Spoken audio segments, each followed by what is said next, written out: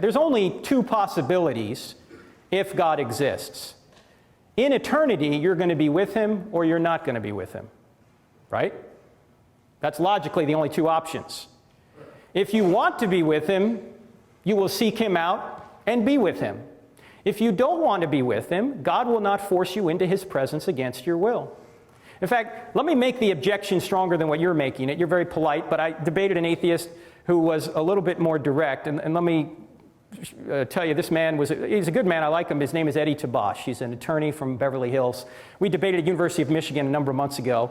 And he looked at me during the Q&A and he said, Frank, my mother was a survivor of the Holocaust. She lived an awful life. Somebody presented her with the gospel and she rejected it. Is she in hell right now? Whoa.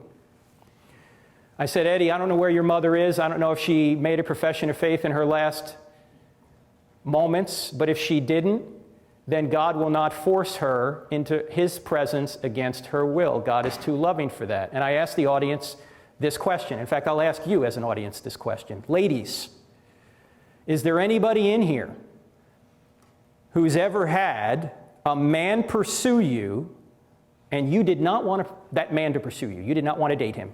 Anyone in here? Of course. In fact, some of you are going, yeah, he's sitting right next to me right now. He won't leave me alone.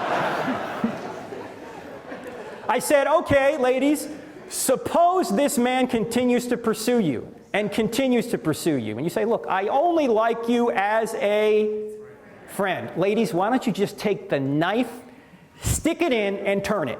Because every man in here has heard this. I like you, but only as a friend. Well, suppose he continues to pursue you, and he gets to the point where he says, look, I love you so much, I'm going to force you to love me. Can he do that? No, he can't do that. Love, by definition, must be freely given. So if he truly did love you, what would he do? He would leave you alone. That's exactly what God does. He keeps sending us cards, letters, and flowers while we're here.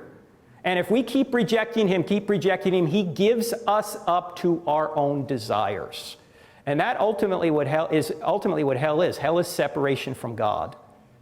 So you're free in hell. You can continue to reject God in hell, but you're confined to hell. In fact, hell is a quarantine of evil. That's what it is. And heaven, of course, is being in the very presence of God.